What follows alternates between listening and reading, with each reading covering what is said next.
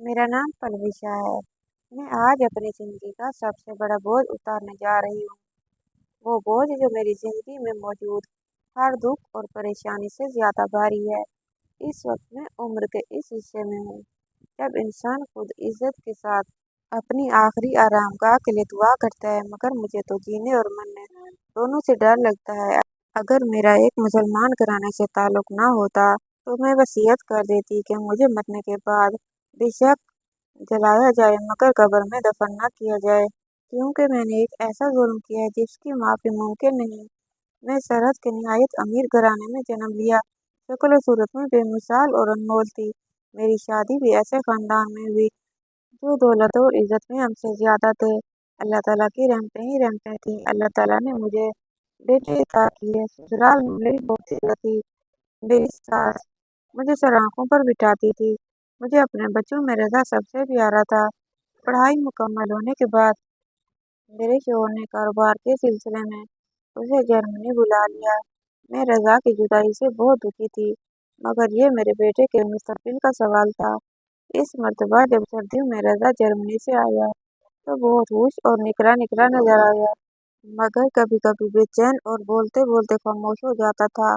अजीब बात यह थी, इस मर्तबा बाप के इसरार के बावजूद जर्मनी वापस जाने के मूड में नहीं लग रहा था। मैं उस दिन आंगन में बैठी धूप सेक रही थी। मेरी खास खादमा दरजाना आई और राजदाना अंदाज में बोली, बेगम साहिबा, रजा साहब का शानों से चक्कर चल रहा है। ये बात सुनते ही मुझे ऐसे महसूस हुआ जैसे किसी ने मेरे कानों में शीशा उंडेल दिया हो। मैंने सोचे समझे बगैर उसके मुंह पर तमाचा मार दिया। कमीनी के लिए जरूरत मजीद बकवास की तो जुबान काट लूंगी। मैं उसे गालियां बक रही थी। वो खामोशी से सर झुकाए खड़ी रह गई थी। उसे अपने पास खड़ा देखकर मुझे मुझे मजीद गुस्सा आ गया। बेसाख्ता कहा, मेरे सामने से चली क्यों नहीं जाती। मेरे इन अल्फाज के जवाब में उसने आहिस्ता से कहा, मालकन ये सच है।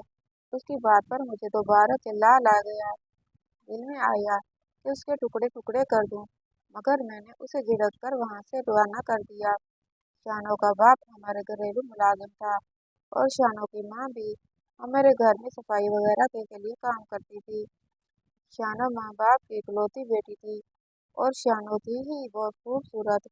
गंदे रंग का काले बाल, बड़ी बड़ी काली आंखें, गुलाबी होंठ और गाल पर छोटा सा स्याही माइल गोश्त का उभार जिसे दिल नहीं कहा जा सकता था, क्योंकि ये दिल से बड़ा था, लेकिन शानो खूबसूरती में इजाफा करता था। शानो की वाहिद बदकिस्मती ये थी कि वो एक गरीब मुलाजिम की बेटी थी और दूसरी खराबी मेरे बेटे रजा के जहन में थी। मुझे अपने बेटे की अकल पर हैरत थी, जो एक नौकर की शादीशुदा बेटी का दीवाना हो गया था। शानो के माँ बाप ने उसको आग लगाने वाली खूबसूरती के डर से ही अपने खानदान में किसी बीमार बूढ़े से उसकी शादी कर दी थी। मुझे याद है जब वो शादी के बाद आई थी तो मैंने उसकी माँ से कहा था कि इसके लिए तुम्हें बीमार बूढ़ा मिला था। जवाब में माँ की बजाय शानो ने कहा, मालकन वो बहुत अच्छा है, बहुत ख्याल रखता है मेरा। मैंने कहा था, फिर तो ठीक है। और अब दरजाना क्या बेहुदा बात कर रही थी। इस वाक़े को एक हफ्ता ना गुजरा था, एक दोपहर मेरा प्यारा बेटा रजा शानो का हाथ पकड़े मेरे सामने आ खड़ा हुआ। अम्मा, मैं इसके बिना नहीं रह सकता। मैंने शानो से शादी करने का फैसला किया है। मैंने उसके शोहर को उस बूढ़े से बात कर ली है। बच्चा होने के बाद वो इसे तलाक दे देगा, फिर ये इद्दत के दिन यहीं गुजारेगी, फिर मैं इसे निकाह कर लूँगा। आप इसे अपने साथ रखें, किसी और को अभी इसकी खबर ना हो। मैं शादी के बाद इसे अपने साथ जर्मनी ले जाऊँगा। उसके लहजे का इस्तेमाल मुझे हैरान कर गया। मैंने शानो की तरफ देखा और बिल्कुल खामोश खड़ी थी। उस गुफ्तगू के दौरान उसने एक मर्तबा भी आंखें ऊपर नहीं उठाई थी। रजा प्यार से बोला, माँ, क्या आप मेरे लिए इतना भी नहीं करेंगी। रजा ने बड़ी मोहब्बत और उम्मीद भरे लहजे में सवाल किया। उसे मेरी कैफियत का अंदाजा नहीं था। मैंने खुद को संभालते हुए कहा था, क्यों नहीं, तुम्हारे लिए जान भी दे सकती हूँ। तुम फिक्र मत करो। रजा मेरी बात सुनकर गोया खिल उठा था। उसने झुककर मेरे हाथ चूमे और शानों से मुखातिब हुआ, अब तुम हर वक्त अम्मा के साथ रहना। ये तुम्हारा ऐसे ख्याल रखेंगी जैसे मेरा ख्याल रखती हैं। ये कहकर वो कमरे से बाहर चला गया। उसके जाने के बाद मैंने नफरत के साथ शानों के बालों को पकड़कर झटका दिया और कहा, बस जा, तुझे थोड़ी सी भी शर्म नहीं आई? बेगैरत, तू कैसी औरत है? वो तकलीफ के सबब कराने लगी और रोते हुए बोली, बेगम साहिबा, ये सब आपके बेटे का कसूर है। मैंने तो कभी अपने शोहर के अलावा किसी मर्द के बारे में सोचा तक नहीं। आप लोग बड़े असर और रसूख वाले हैं। आप लोग जो चाहे कर सकते हैं। रजा साहब मेरे शोहर से जबरदस्ती तलाक दिलवा रहे हैं। मैंने उन्हें बताया भी था कि मैं उम्मीद से हूँ, मगर उन पर किसी बात का असर नहीं हुआ। मैं भला क्या कर सकती थी? शानों की बातों से साफ अयं था कि उसे अपने शोहर से बहुत प्यार है। इस बात पर भी मुझे अपने बेटे की तौहीन का एहसास हुआ। फिर मैंने सोचा कि ये फरेब कर रही है। मैंने उससे झिड़कते हुए कहा, चल बज़ात, मैं तुझे फिर देखूंगी। मैंने उससे बराबर वाले कमरे में जाने को कहा। फिर मैं रजा के पास गई और रजा से कहने लगी, बेटा, मुझे तुमसे ऐसी बेवकूफ़ी की उम्मीद न थी। उस वक्त मैं तुम्हें उस 2 टके की नौकरानी के सामने कुछ न कह सकी थी, मगर अब इतना सोचो, अगर तुम्हारे बारे में भाइयों को मालूम होगा तो वो क्या सोचेंगे? रजा कहने लगा, अम्मी जान, बड़े भाइयों से मैंने बात कर ली है, उन्हें कोई एतराज़ नहीं है। सब मेरी खुशी में खुश हैं। सिर्फ बाबा को मालूम नहीं है। उन्हें भी मैं जर्मनी जाकर सब कुछ बताने की कोशिश करूंगा। उम्मीद है बाबा को भी कोई एतराज़ न होगा। मैंने गुस्से में कहा, तुम्हारा दिमाग खराब हो गया है क्या? वो बदजात मुँह बनने वाली है। रजा बोला, अम्मा, मुझे सब पता है।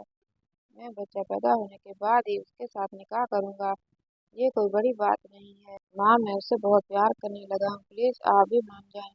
मैंने कहा, तुमने भाइयों के सहारे इतना बड़ा कदम उठाया है और वो बदनसीब शाना तो अपने शोहर के लिए आंसू बहा रही है। अम्मा, वो ठीक हो जाएगी। उस बेचारी ने अभी देखा ही क्या है। मैं इतनी खुशियाँ दूंगा कि वो सब कुछ भुला देगी। रजा मेरे दोनों हाथों को चूमते हुए कहने लगा, मैं बिल्कुल बेबस हूँ। मैं उससे बेहद प्यार करता हूँ।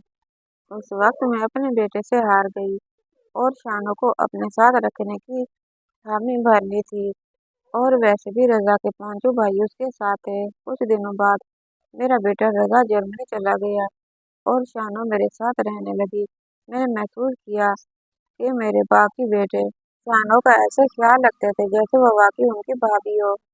मेरी बहू भी उसका बहुत ख्याल रखती थी, मगर मैं हर वक्त जलती और कुटती रहती थी। शानों को तकलीफ देने और उसकी बेइज्जती करने का कोई मौका अपने हाथ से नहीं जाने देती थी। एक रात मेरी बहू ने मेरे कमरे में आकर बताया कि शानों की तबीयत खराब है। मैंने नफरत से कहा था, जहर दे दो उसे। वो बोली, अम्मा, आप उसे इस कदर नफरत क्यों करती हैं? इस सारे मामले में उस बेचारी का क्या कसूर है? वो बेचारी इन हालात में फंस गई है। वैसे भी रजा हम सबको प्यारा है, इसलिए हम शानों का ख्याल रखते हैं। बेहतर यही होगा कि आप रजा के साथ उसे अपनी बहू तस्लीम कर लें। ये कहकर मेरी बड़ी बहू चली गई और मैं सोचने लगी थी, मैं किसी भी सूरत में इस बदजात को अपनी बहू तस्लीम नहीं करूंगी। मैं रोजाना शानों को अपने कमरे में बुलाती और खूब बातें सुनाती। वो रोती हुई चुप करके सब सुन लेती। मैं इस घर से उसे निकाल भी नहीं सकती थी, क्योंकि सब चीज़ पर नज़र थी।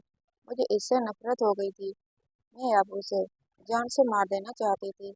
उससे नफरत की एक वजह यह भी थी कि मैं अपने बेटे रजा के लिए अपनी बहन की बेटी नूरीन को अपनी बहू बनाना चाहती थी, और शानों के होते हुए रजा कभी नूरीन से शादी करने पर आमादा न होता।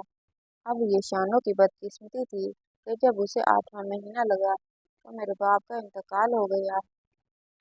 मुझे फौरी तौर पर आबाई गांव जाना पड़ा। बाकी सब लोग तो 40वें के बाद वापस आ गए, मगर मैं गांव में ही कैद होकर रह गई। शानो भी मेरे साथ थी।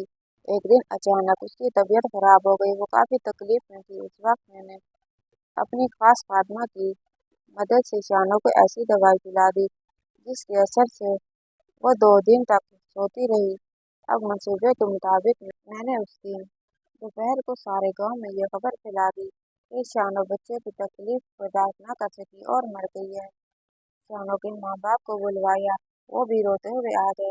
जिन औरतों ने शानों को गुस्ल दिया उन्होंने ख्याल जाहिर किया कि लड़की जिंदा है, मगर डर से खामोश रही। नमाज जनाजा पढ़ते वक्त किसी ने गांव के मौलवी के कानों में यह खबर डाल दी कि लड़की जिंदा है। उन्होंने मुझसे पर्दे की ओट में आकर कहा, बेगम साहिबा, शायद ये औरत जिंदा है।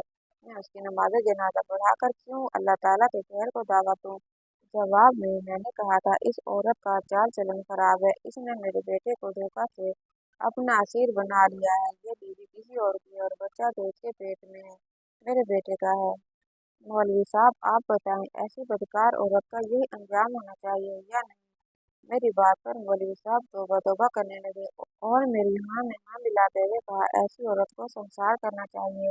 अगर ये जिंदा रही तो मेरे खानदान की बेइज्जती होगी और मेरा बेटा ऐसा करने नहीं देगा और फिर ये बेहयाई सारे गांव में फैल जाएगी। मौलवी साहब मेरी बातों और आंखों के जाल में फंस गए थे। मैंने उन्हें इनाम भी दिया और इस तरह शानों को जिंदा दफना दिया गया। जब रजा को अपने भाई के जरिए शानों की मौत का इल्म हुआ तो वो फौरन जर्मनी से वापस आ गया। आने के बाद वो अक्सर पागलों की तरह रोता था। मेरी बड़ी बहू मुझे शक की निगाह से घूरती रहती थी। कुछ दिन बाद रजा वापस जर्मनी चला गया और फिर वापस नहीं आया। तब मुझे पता चला कि मेरी फातिमा के जरिए न सिर्फ रजा को सब हकीकत मालूम हो गई है, बल्कि मेरे घर के सभी अफराद को मेरे गुनाह का इल्म हो गया था। मगर शानों के घर वालों को किसी ने कुछ नहीं बताया। उनकी बेटी तो कब्र में ही दम घुटने से मर गई होगी। आज मेरा जान से प्यारा बेटा रजा नफरत की बिना पर मुझसे मिलना तो दूर की, मेरी शक्ल भी देखना पसंद नहीं करता। मेरे बेटे भी मुझसे नफरत करते हैं। शोहर के मरने के बाद बड़े बेटे के अलावा बाकी सब लोग घर ममालिक में जा बसे हैं। मेरा बड़ा बेटा और बहू मेरे साथ सौतेलों जैसा सलूक करते थे। बहू मुझे किचन में जाने नहीं देती, नौकरों से कहती है, इस पर नजर रखो, इसे जहर खिलाने का तजर्बा है। रजा सबका लाडला था। अब मेरी इस हरकत की वजह से सब मुझसे नफरत करने लगे थे। मेरे बड़े बेटे की औलाद नहीं है और मेरी बड़ी बहू का कहना है कि ये इस बूढ़ी की साथ रखने की सजा है, इसलिए मैं भी औलाद हूँ। मैं ज़ाहिरी तौर पर बिल्कुल सेहतमंद थी, मगर किसी भी कमरे में सर नहीं रखती थी। खुले आसमान तले होने से भी मेरा दम घुटता था। नींद के इंजेक्शन लगाने के बावजूद भी नींद नहीं आती। इस बात को 30 साल बीत चुके हैं। पिछले 4 साल से मैं अस्पताल में दाखिल हूँ।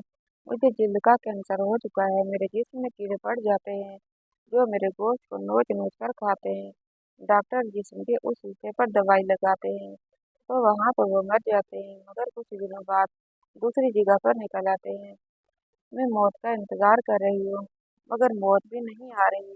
मुझे कोई भी मिलने नहीं आता। दिन रात तो बस अखबार पढ़ती हूँ, विर्द करती हूँ, अल्लाह ताला से माफ़ी मांगती हूँ, मेरे अल्लाह मुझे माफ़ कर दे। मगर ये गुनाह बहुत बड़ा है। वैसे भी अल्लाह ताला फरमाते हैं कि मैं अपने हुकूक तो माफ़ कर सकता हूँ, मगर अपने किसी बंदे के साथ किया हुआ जुल्म माफ़ नहीं करता जब तक वह बंदा खुद माफ़ न कर दे। मगर मैं माफ़ी मांगने के लिए शानों को कहाँ से लाऊं? मैं हाथ जोड़ के आप सबको एक पैगाम देना चाहती हूँ। बाज आ जाओ इस तरह के जुल्म से। अगर कोई मेरी तरह जुल्म करता है या कर रहा है तो खुदा से डरो, उसकी लाठी बेआवाज़ है।